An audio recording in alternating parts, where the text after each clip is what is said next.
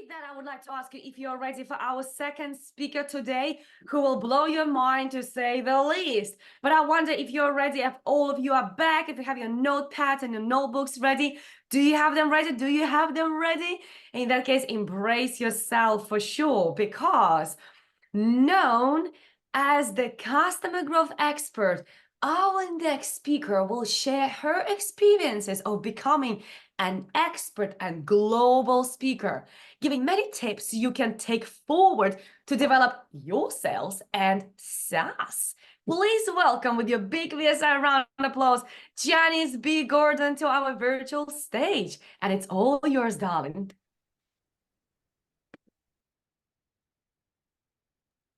You are muted, darling. Please unmute yourself. Mute, sorry.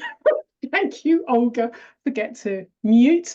Welcome everyone to Unlocking Your Global Opportunities by Harnessing Social Media. We all often forget about social media, or because we don't know really if what we're doing, is it having any traction.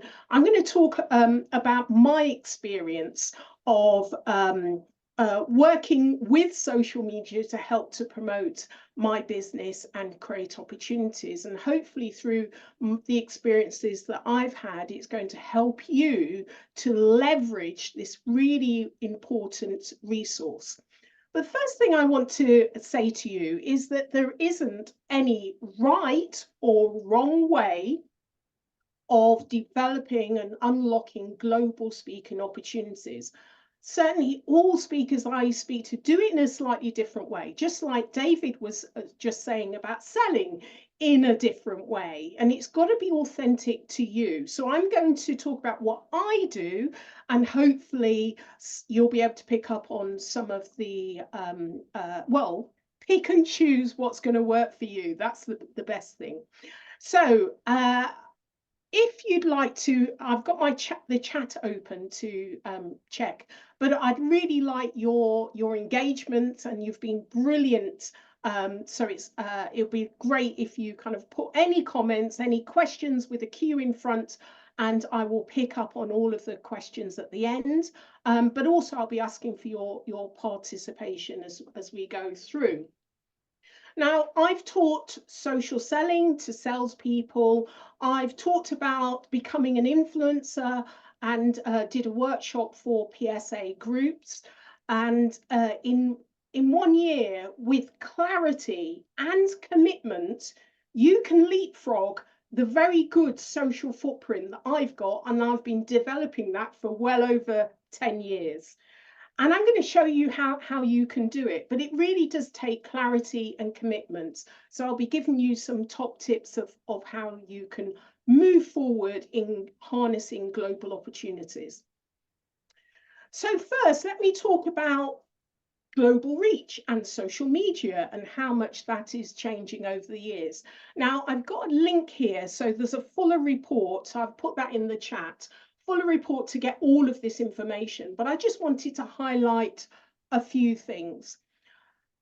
Social media, whether you're involved, you're active, you're engaged, or whether you're quite passive, as a medium, as an opportunity to leverage what you're doing in a global environment, it's growing. It's not going to go away, and it's a really important resource, which is what I want to convey to you with these stats. So 62% of the world's population is using social media right now, and the average daily use is 2 hours. I wish I had the time. 2 hours and 23 minutes. I'm going to whiz through some of these stats. As I say, I've given you the link. And I think it's important to recognize that Facebook is still the biggest, but it depends on where you feel happier, rather than where your customers hang out, but where you feel happier, what platform you want to master, that you enjoy. If you're going to spend 2 hours, which I would advise you not to if you're running a business, but if you're going to spend time somewhere, you want to spend time on a platform that you really enjoy. Now, I work business to business like many of you, and all of these stats are business to consumer. But I want you to recognize business to business is really human to human. All of those people in the business are actually on social media. So these stats do stack up for the people that you want to reach, where they're spending their time. So it might be Facebook. You've always enjoyed that. I don't. But it might be Facebook is the platform for you. Certainly Twitter, which is now X, used to be my platform. And that's how I gained my influencer status. And this was in 2017. Well, Twitter X isn't what it used to be, and my platform of choice is LinkedIn, and I'm involved in others, but LinkedIn is my main platform of choice. So the world's most used platforms, however, which ones are growing?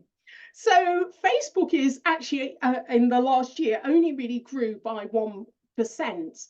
TikTok is 16%, and LinkedIn by 22%. So if that continues in a number of years, there will be other platforms that take over Facebook. So as I say, it doesn't really matter where you play, but you've just got to be consistent where you play. Your customers are everywhere. So this chart really looks at how the prominence of social media and how social media interacts with your brands. Your customers are on social media selecting products and services and engaging with you.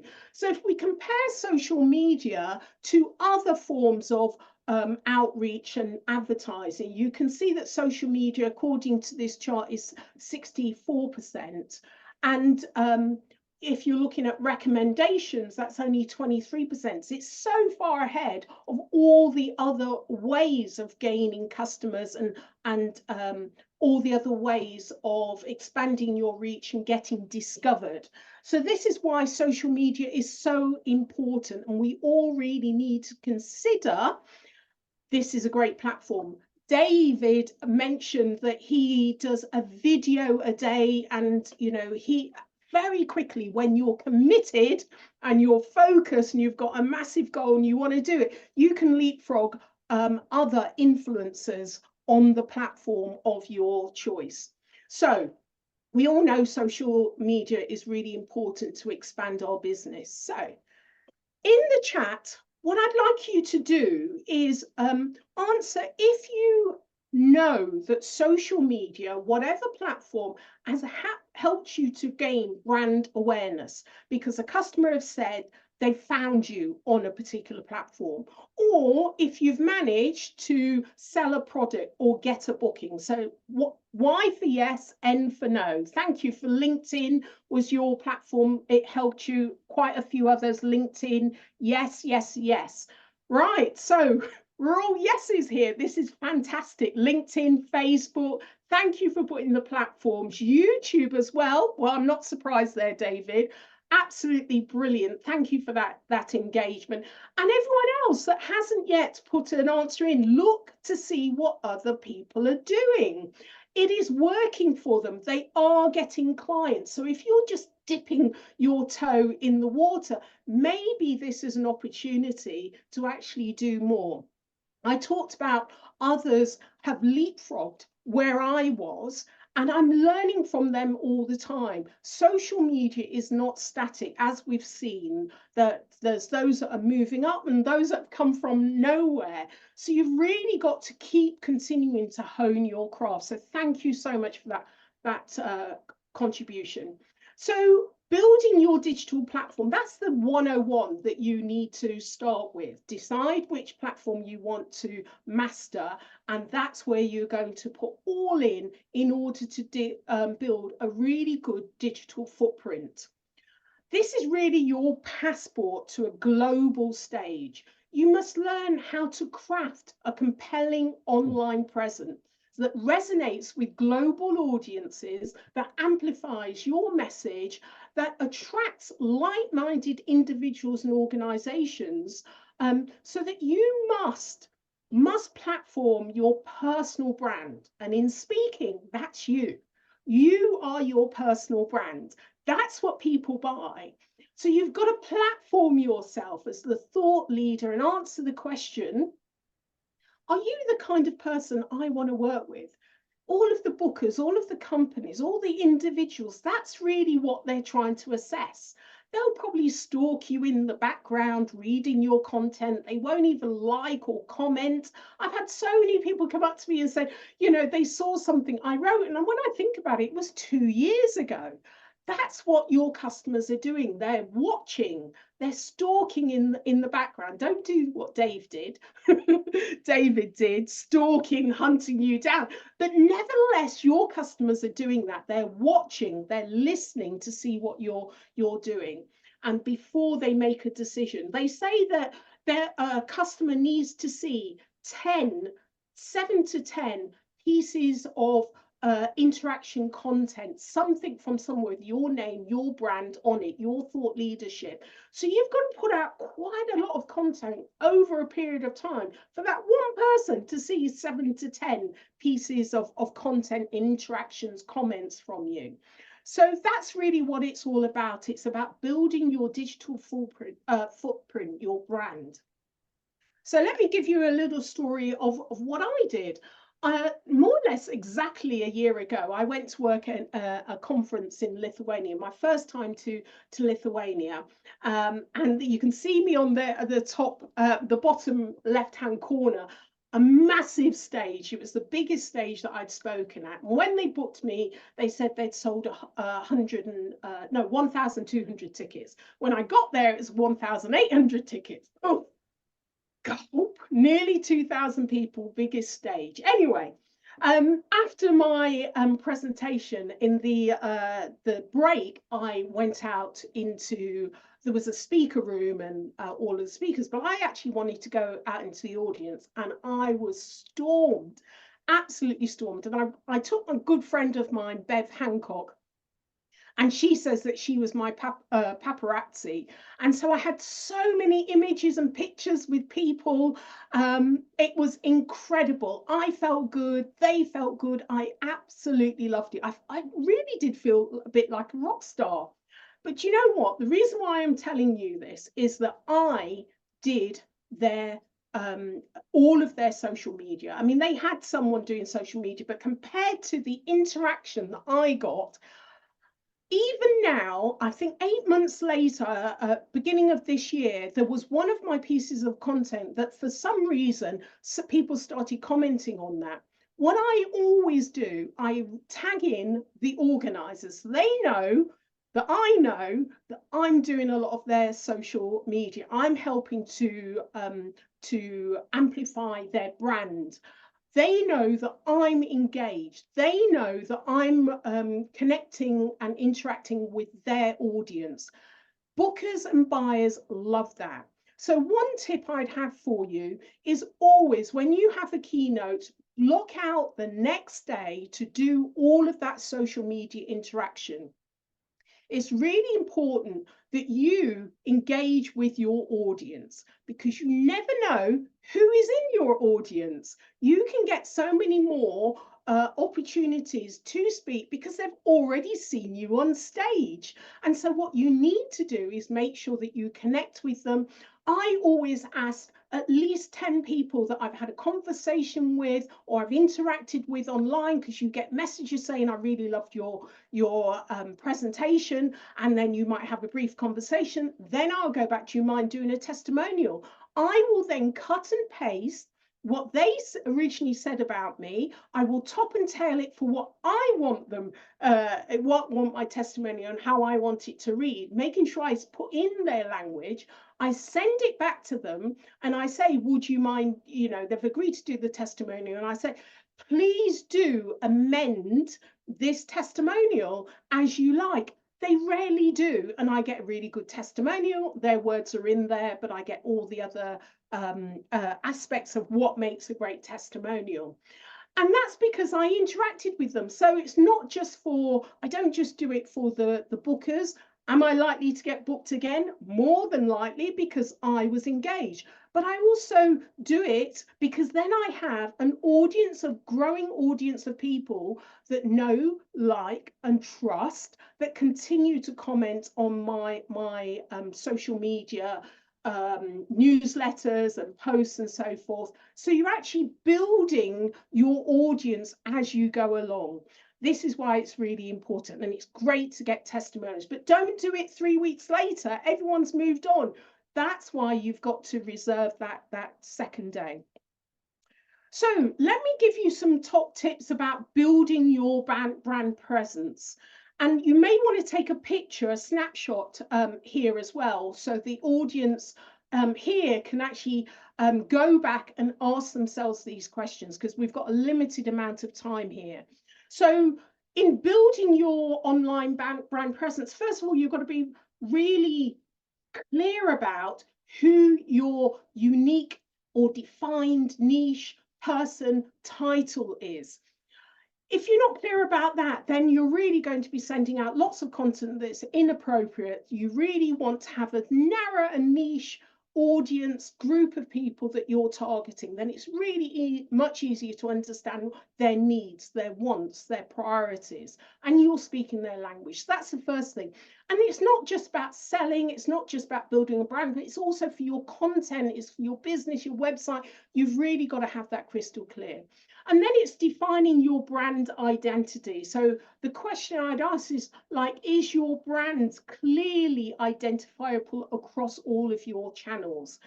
Now, it's a good to take these questions, and if you're in a mastermind group, because I think what I'm doing is great, and then my mastermind group will find holes in what I'm doing, and that's really what you want, because if your mastermind group and you're going to find holes, so are your customers. So these are really great questions to ask. Is my message clear? Is my brand consistent across all of my platforms? And then, you know, are all your online profiles optimized? I don't know if you've noticed with social media now, it's really all about SEO. It's about the keywords, because you can post content and it gets no interaction at all. And there's almost like there's a dark art to it. But actually, all it's about is testing and measuring for your unique group of audience. You have these things that talk about the best time to post. Well, it may not be the best time to post for you. A good 50% of my audience is in America. So when I ask the best time to post in the UK, they're going to tell for my UK audience. So work out what works for you by using the analytics. But you've got to optimize your profiles to make sure you've got the best chance of getting great reach. And then it's creating compelling content as well, and using high quality content, videos, podcasts, you know, having an opinion. That's high quality content. It's got to be uniquely different, that really represents you. And then how often does your defined niche person title engage with your content? Are you engaged with your audience? If your audience is not engaged, there's something that you need to look above. You know, is your profile optimized? Is your content optimized? You know, is your niche defined? All of that above will help you to do that. So that's the first one. And now the second one, let's continue on building your online brand presence. So if someone can take a picture and post that for everybody, leveraging your visual storytelling, utilizing photos and infographics and videos is really, really important. And then building your thought leadership. Do you have long form thought leadership content with you, your opinion as a thought leader? What makes you uniquely different to other thought leaders in your field? You've really got to explicitly state it, and then state it again, and then state it again in using different medium. And then, are you connected and engaged with your other industry leaders, influencers, and experts? I'll tell you about my podcast in a moment and what the aim was of that. But from an influencer point of view, the more other influencers you're connectedly engaged with, it actually lifts your profile exponentially. Do you monitor your traffic? As I say, what works for you? You only know that by looking at the analytics. Really make your analytics your friend. It helps to guide you about making your content work for you. And then how consistent are you at posting? If you're not consistent at posting, you're not going to reach your goals. And when you post, is it easy to identify the brand in you, your brand stand and your brand values? If not, then you really need to start to narrow your brand rules of what you will and will not do.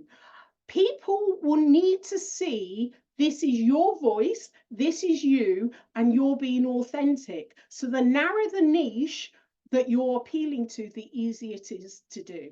Excellent. Okay. So is everyone with me? Have I got a yes, a no? Shall I slow down?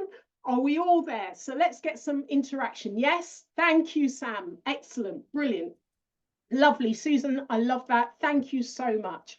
All right, let me give you a few stories here. Now, I asked my beautiful tribe of the PSA fellows to help me out here. You know, sometimes you think, oh, the last time I won an award was pre-pandemic. I really need to up my game here. And so recognition, David again talked about this, is really important. But when it gets a bit old and stale, you really need to put some work in. So I asked my beautiful PSA fellows and my network as well to vote for me, and they came through. So I was the second, and it was the top four that were winners. So we're all winners there, aren't we? But it's interesting. Jason Hubbard, I went onto his website, no, LinkedIn, actually, he hasn't got a website. And he has nothing in there about being a top Rev Tech strategist, the winner of the award of Rev Tech strategist. I've got that winner of award of the Rev Tech strategist. He hasn't. What was the point in doing that? You know, for every vote that I got, he seemed to get 20 or 50. I wonder how he was doing that. So he was determined to win by maybe buying votes, just saying that's okay. But then he's not doing anything with it. Why would you do that? So it's really not about who wins. It's really about the person that leverages the fact that they were finalist or in the game. There was mentioned before about speaker factor. It's not always the person that wins that actually gets the most leverage out of it. So you've really got to make the marketing work for you. Soon after getting the RevTech award, literally with no effort at all, I was in the top female B2B SaaS pioneer, pipeline pioneers, listed amongst some of the other women that I absolutely admire, and many of them I've interviewed on the podcast. So once you're like people that are doing these awards and listings, what they tend to do is look at others. And then, you know, if your profile is big enough, then you actually get into onto their list. And it's great because it builds more credibility.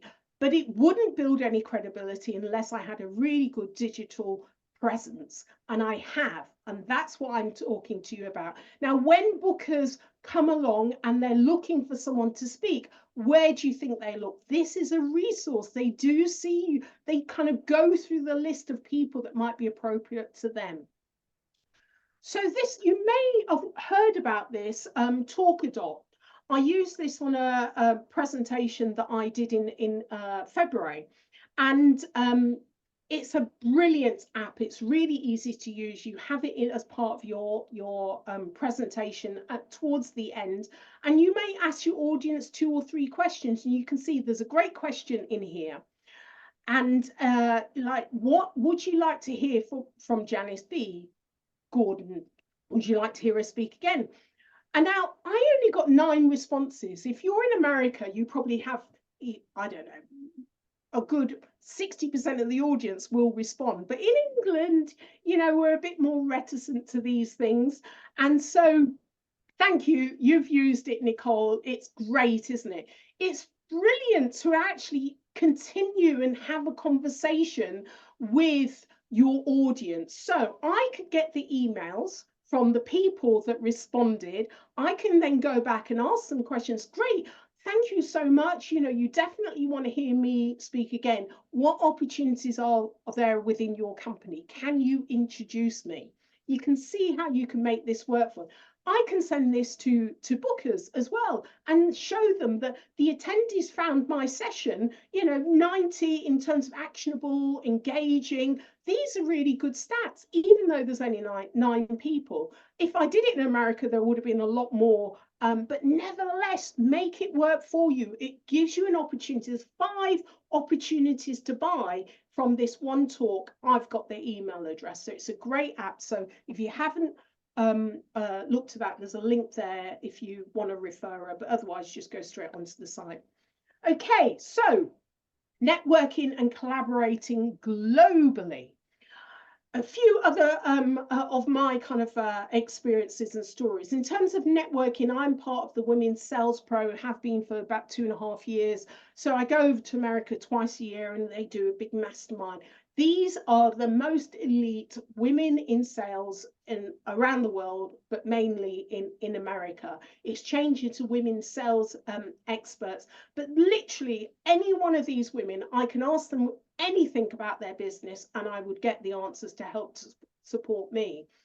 So you've got to think, who are your tribe? Who are the people you want as your board of advisors? How can you access them? How can you network with purpose?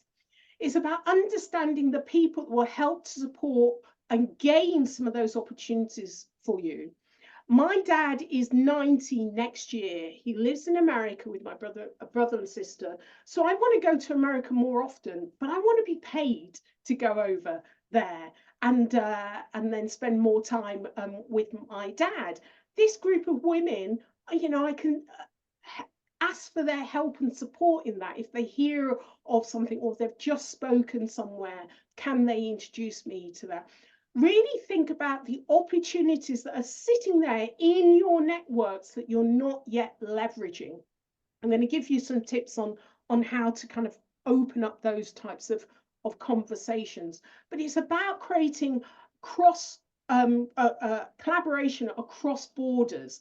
Social media is global. Our businesses are global. So we really need to start to reach out globally.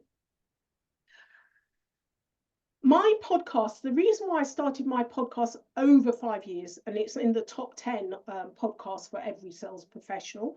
And I started it because although I was a social influencer on Twitter, X, this is pre-pandemic, I really felt in my niche, in the sales niche, I wasn't as well known as I wanted to be. So I thought the best way to do that is interview other experts in my niche. So they all know me and I have their telephone number.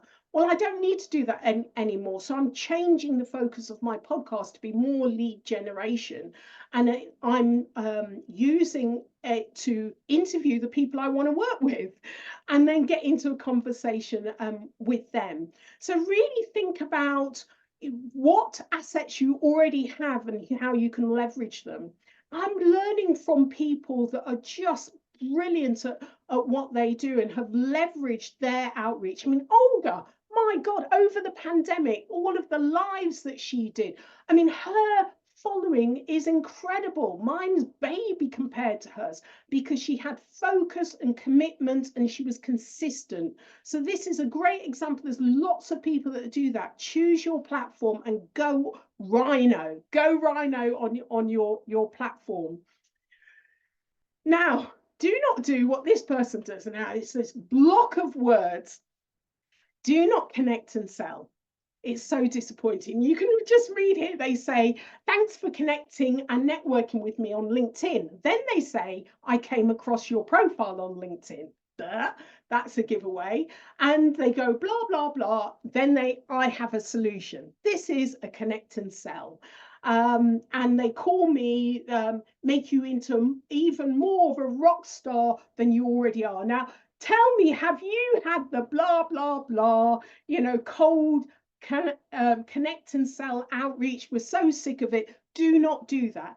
Do not do that. I don't care if this person is a chief rock star builder. I'm not interested.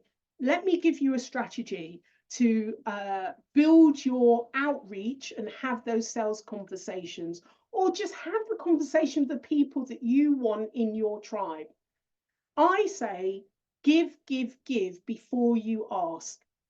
Build reciprocity. So at the first give, maybe you're on their LinkedIn. I'm just talking about LinkedIn, but you can do it across all the platforms. You're on their platform, you like and comment on their post. Maybe 10 days later, you like and ask a question. You read the post, the profile, but you like and you ask a question, or you add more valuable insight. But remember, it's not about you, it's all about them. You're lifting them up.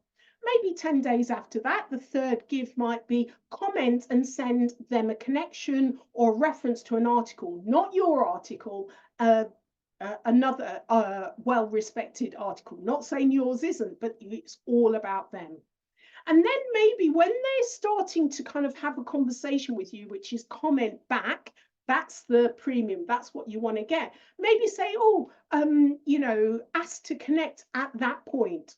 Do not connect before they've actually responded back, because they're not interested. And then after that, do not sell. Give again. Like another piece of their content or something in their profile that you've noticed, and ask them a question. Start to have an online conversation with them. And then, do not ask the person if it'll be worthwhile having a conversation online. They're really now enjoying having you commenting and offering them real value, that they're more likely to, one, connect, and two, want to have a conversation with you. When you have a conversation, do not sell. Find out more about them. Think about what you want them to know, but ask them what the next step is, and they're more likely want to continue the conversation with you. Okay, I hope that's been useful. Never connect and sell. So a few more examples before I wrap up in terms of building collaboration and building relationships online. Relationship, Dave. Absolutely, David. I would keep saying Dave. An example of, I've spoken at the Sales Innovation Expo for about the last 5 years. I'm one of the kind of premium partners. And I kept talking to them about women in sales. We need to have a panel. Finally did it last November, and I was the moderator of the panel discussion. Now, throughout that, we talked about maybe perhaps having an award ceremony to attract more people in. So I'm in talks with them about all of that. Also talked about having more international speakers. Guess what? I have quite a list of women and international speakers in my back pocket. So it helps them, helps me. Win-win collaboration helps you and it helps them. Another example is I spoke in Croatia last November. I approached the organisers in 2022 and they booked me 2023. A great way to find out who the organisers of the events you want to speak at after they've just finished an event and before they're looking for to fill the speakers in the next event. Of course, they're going to look at your platform. They're going to look at your videos and look at your social profile and what you talk about. Make sure your social footprint really stacks up to be the speaker that you want them to book. Another example is I was in America for 6 weeks. I did 2 weeks work speaking to kind of 5 ex-Vistish groups from a referral from a PSA person. Thank you so much, my PSA family. And when I go out anywhere, I always go traveling. I always see, and I've lived in America, so it was so nice being in New York in the winter, and I had a wonderful time, and then hosted Christmas with my dad and my family, so it was really memorable for us all. I was in with my Women Sales Pro people in Scottsville, and I got invited to stay in someone's house. Oh my God, it was like being in a luxury villa. It was fantastic. And then because I had a big birthday last year, I flew over the Grand Canyon and then went to Nashville and spoke at the GTM conference. Now, this speaking engagements came through from online. Connecting with someone, having a conversation, they booked to have a conversation, then we talked about the conference, and then they booked and paid for my trip to America. Thank you very much for that. Now, okay, whatever you do, in order to achieve those massive goals, you've got to make analytics your best friend. You have got to look to see what you're doing, what traction it's happening with your unique group of audience. So whatever platform you're on, make sure you use the analytics of the platform to measure and test what you're doing. Okay, 30 minutes, that went really quickly, didn't it? Okay, so what are you going to do now? What are you going to do now? I know in the breakouts, I'm sure Olga's going to get you to ask the question. So start thinking about what are you going to do now? So I won't get you to put it in the chat as I thought, because we'll talk, but I just want you to think about, in order to really unleash opportunities online, you've got to build your digital brand. That's the first thing, a digital brand you're proud of, that's consistent in the way that you approach whatever platform that you want to master in. You've got to be the only one on the platform that people want to go. So really think about how you're going to achieve that. Go rhino on it. And then really network with purpose and collaborate across borders and get into those conversations, not connecting and selling, but real conversations. Be curious about the people that you want to collaborate with. Okay, thank you.